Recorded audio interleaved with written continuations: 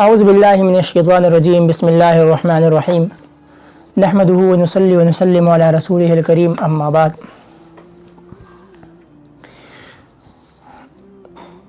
آج کی موضوع مصافحہ، یعنی ایک مسلمان جب دوسرے مسلمان سے ہاتھ ملاتا ہے تو اس پر اسے کیا ملتا ہے۔ سب سے پہلی ایک بات ہے، اسلام ایسا مذہب ہے، ایسا دین ہے کہ جہاں پر اگر آپ کسی کو پانی دیتے ہو تو بھی ثواب ملتا ہے، اگر کسی سے گلاس لیتے ہو اس پر بھی ثواب ملتا ہے،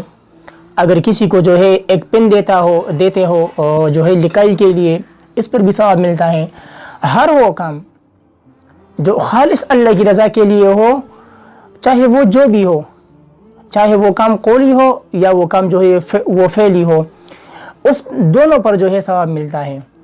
تو اس لیے آج ہم بات کریں گے کہ مصافحہ جب ایک مسلمان دوسرے مسلمان سے ہاتھ ملاتا ہے تو اس پر اسے کیا ملتا ہے، حضور صلی اللہ علیہ وسلم نے اس کے بارے میں کیا اشارہ فرمائی ہے، وہ آج ہم جو ہے مفصلاً پڑھیں گے۔ حضرت انس رضی اللہ تعالیٰ عنہ سے مروی ہے کہ آپ صلی اللہ علیہ وسلم نے فرمایا، جب دو مسلمان آپس میں ملتے ہیں اور ایک دوسرے سے مصافحہ کرتے ہیں تو اللہ پر یہ حق ہوتا ہے، یہ حدیث مبارک کے الفاظ ہیں، اللہ پر یہ حق ہوتا ہے کہ ان کی دعاؤں کو سنیں اور دونوں کے الگ ہونے سے پہلے ان کی مغفرت فرما دیں۔ اللہ پر یہ حق ہے کہ وہ جو مسلمان ایک دوسرے کو دعائیں دیتے ہیں وہ سنیں اور ان کے ملنے سے پہلے ان کی جو ہے وہ مغفرت فرما دیں۔ یہ حدیث مبارک کے الفاظ ہیں۔ اسی طرح حضرت برہ رضی اللہ تعالیٰ عنہ فرماتے ہیں کہ آپ صلی اللہ علیہ وسلم نے فرمایا کہ جو شخص زوال سے پہلے 4 رکعت پڑھے گا گویا اس نے شب قدر میں نماز پڑھ لی، اور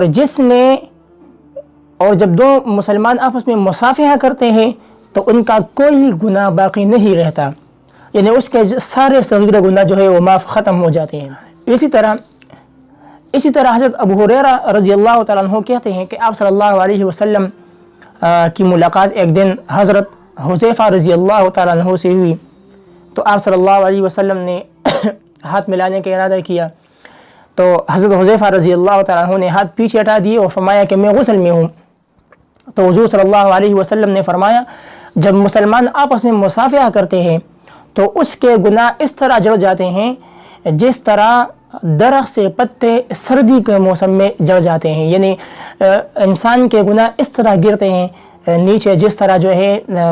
سردی کے موسم میں پتے جو ہے درخت سے گرتے ہیں۔ اسی طرح حضرت براء ابن عازب رضی اللہ تعالیٰ عنہ کہتے ہیں کہ سلام مکمل اس وقت ہوگا جب تم اپنے بھائی سے مصافحہ کرو۔ یہاں ایک بات ذہن نشین کر لے کہ اگر ایک شخص ہے، بعض ہمارے معاشرے میں زیادہ تر لوگ اس طرح کرتے ہیں، ہمارے عوام و خواص دونوں اس طرح ہیں، کبھی کبھی ہم بھی، تو ہم جب راستے پہ جاتے تو ہم کہتے ہیں السلام علیکم، یا جو ہے سر سے اس طرح کرتے ہیں السلام علیکم۔ حضور صلی اللہ علیہ وسلم نے ایک حدیث مبارک ہے جس کا مفہوم یہ ہے کہ آپ جو ہے ہاتھ سے یا اشارے سے سلام نہ کیا کرو، کیونکہ یہ یہودیوں کا طریقہ ہے، یہ یہودیوں کا سنت ہے۔ تو اس لیے ہم جب بھی سلام کرنا چاہتے ہیں یا ہم کسی کو سلام کرتے ہیں، اگر ہم دور ہیں تو ٹھیک ہے، ہمیں جانا چاہیے یا ہمیں جو ہے پاس آ کر ان کے ساتھ جو ہے سلام کرنا چاہیے، لیکن ہم دور ہیں تو پھر بھی ہمیں جو ہے یا صرف آواز دینا چاہیے کہ السلام علیکم، یا کہنا ہی نہیں چاہیے۔ ہاں، اگر دوسری بات یہ ہے کہ جب مجمع زیادہ ہوتا ہے تو وہاں پر پھر لوگ بھی زیادہ ہوتے ہیں تو ہر کوئی آ کر صرف مصافحہ کرتا ہے، سلام نہیں کرتا، تو یہ بھی خلاف سنت ہے۔ اس لیے کہ یہاں حضرت براء ابن عازب رضی اللہ تعالیٰ عنہ کی روایت ہے، فرماتے ہیں کہ سلام مصافحہ جو ہے بغیر سلام کے وہ مکمل نہیں ہوتا۔ اور اسی طرح آگے بھی روایت ہے کہ حضرت جندب رضی اللہ تعالیٰ عنہ کی روایت ہے کہ آپ صلی اللہ علیہ وسلم مصافحہ نہ فرماتے جب تک سلام نہ فرما لیتے، جب تک آپ صلی اللہ علیہ وسلم سلام نہیں کرتے اس وقت تک آپ صلی اللہ علیہ وسلم جو ہے وہ مصافحہ نہ کرتے، ہاتھ نہیں ملاتے۔ اسی طرح حضرت ابو امامہ رضی اللہ تعالیٰ عنہ سے نبی پاک صلی اللہ علیہ وسلم سے نقل کرتے ہیں عیادت مریض کا اتمام یہ ہے کہ آپ اس کے سر پر ہاتھ رکھیں. کسی مریض کے پاس آپ چلے جائیں, آپ ان کے پاس جو ہے بیٹھ کر ان سے یہ پوچھیں کہ بھائی آپ کیسے ہیں, سر پر ہاتھ رکھیں کہ بھائی آپ کیسے ہیں, وقت کیسے گزر رہا ہے, بیماری کیسی ہے. اور ان کے لیے پھر جو ہے حدیث مبارکہ میں اور بھی فضائل ہے کہ جب مریض کی عیادت کے لیے کوئی جاتا ہے تو کیا فضائل ہے, ہم انشاءاللہ یہ بھی آگے آئے گا, پڑھیں گے مفصل. اور سلام کا اتمام یہ ہے کہ مصافحہ کریں. اصل میں یہ حدیث کا یہ جو ہے یہ حدیث اس لیے یہاں پر ہے کہ یہاں پر یہ چھوٹا سا ٹکڑا ہے کہ سلام کا اتمام یہ ہے کہ مصافحہ کریں. تو جتنی بھی یہ آگے جو حدیثیں بیان ہو رہی ہیں یا ہو چکی ہیں اس میں سب جو ہے سلام کے فضائل ہیں. پہلے تو سلام کرنا ہی نہیں چاہیے, اگر کرنا ہے تو پاس آ کر جو ہے ہاتھ ملا کر جو ہے مصافحہ کر کے آپ نے سلام کرنا ہے. اور اگر آپ صرف ہاتھ ملاتے ہیں سلام نہیں کرتے تو یہ خلاف سنت ہے. اسی طرح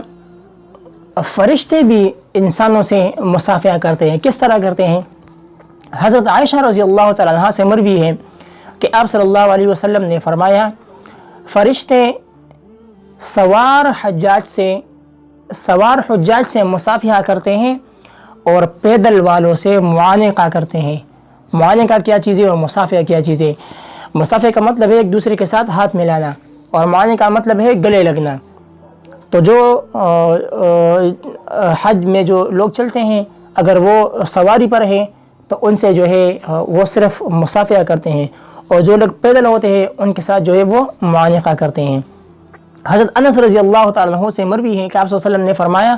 جب ملاقات ہو تو مصافحہ کرو, اور جب سفر سے آؤ تو معانقہ کرو. مثلا ہم ایک ہی محلے میں رہتے ہیں, روز مسجد جایا کرتے ہیں,